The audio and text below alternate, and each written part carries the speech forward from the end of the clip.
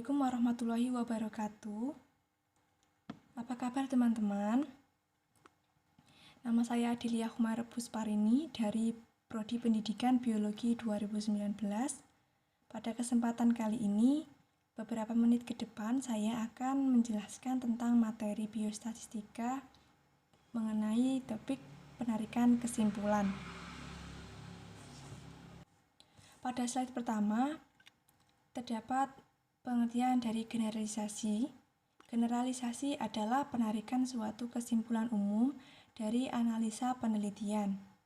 Generalisasi dibuat harus berkaitan dengan teori yang mendasari penelitian yang dilakukan.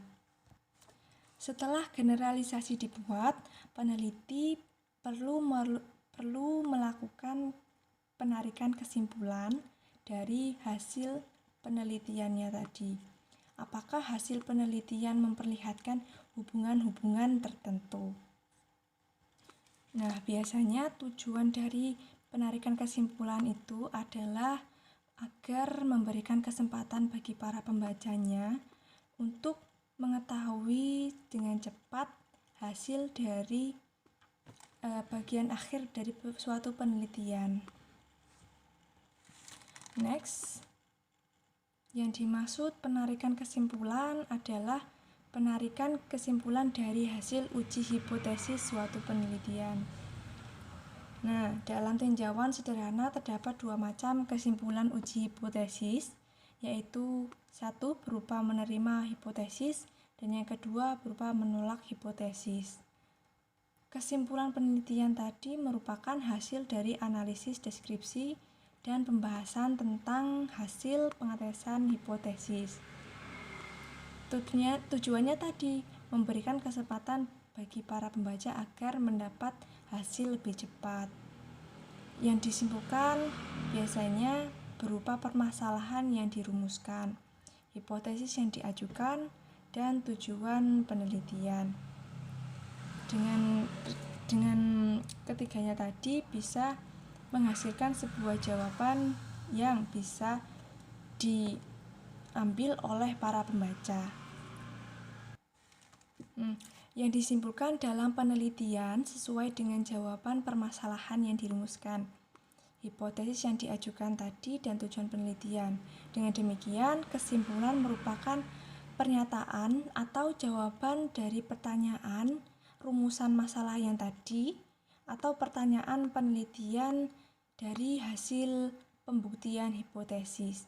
Apakah hipotesis yang diajukan terbukti atau tidak? Dengan kata lain, kesimpulan penelitian itu merupakan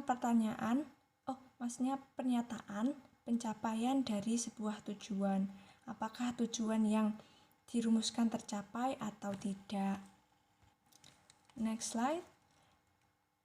Kalau ada hal yang ditemukan dalam penelitian di luar tujuan, tetapi sangat relevan, mendukung, dan merupakan informasi yang bermanfaat, sebaiknya dimasukkan dalam pembahasan, diinformasikan sedemikian rupa sehingga memperkuat pembahasan hasil dari penelitian tersebut.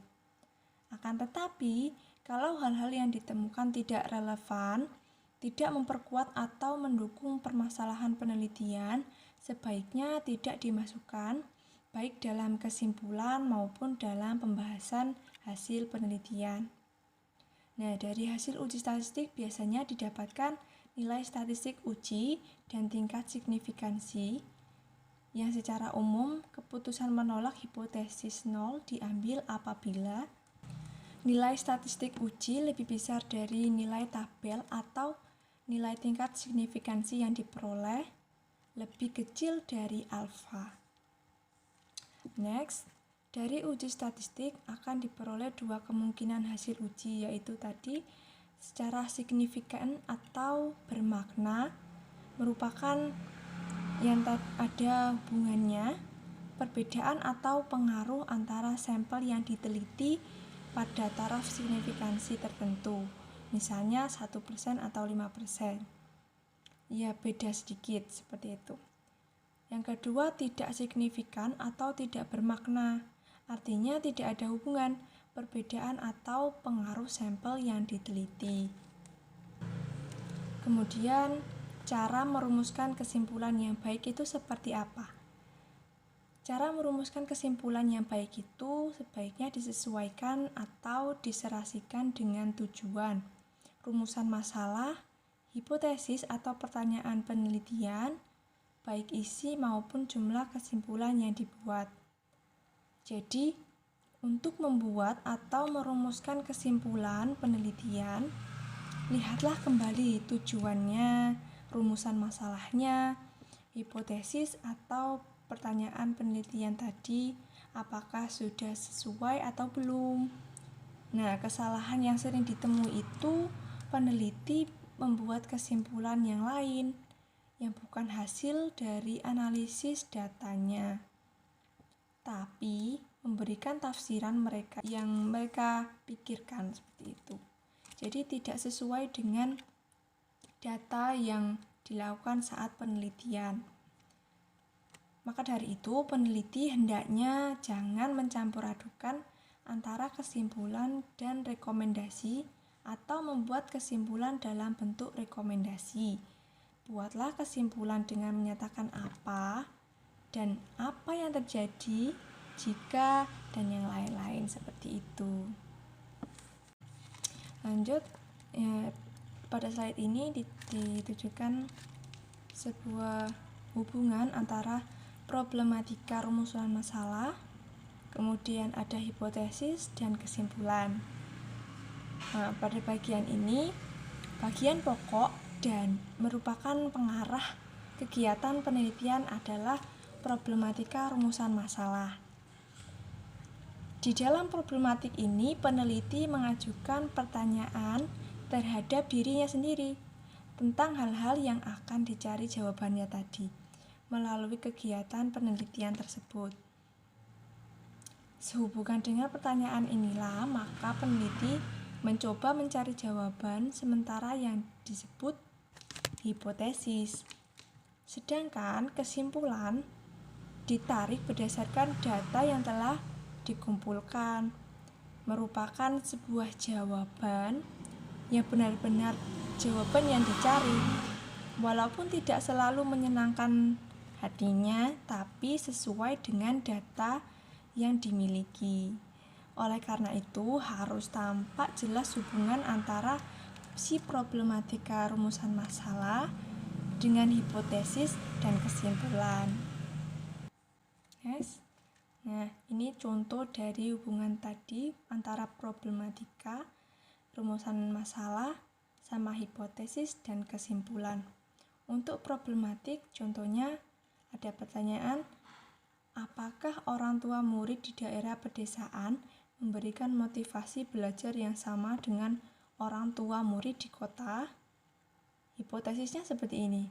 Orang tua murid di daerah pedesaan memberikan motivasi belajar yang sama besarnya dengan orang tua di kota.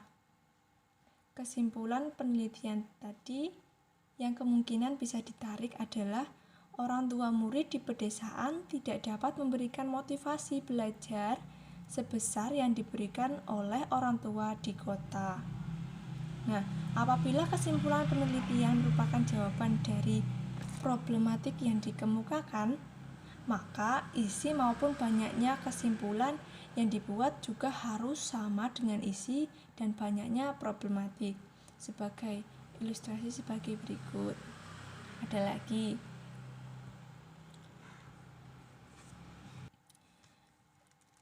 Dari problematik, apakah ayah mempunyai peranan yang sama dengan ibu dalam memberikan motivasi belajar, baik di daerah pedesaan maupun di kota?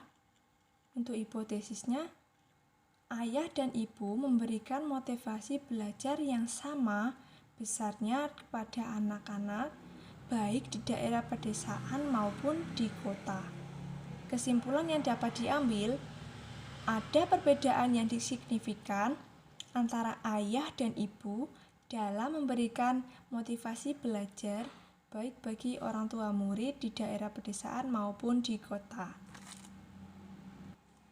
Nah, sekarang kita sudah berada di akhir penjelasan.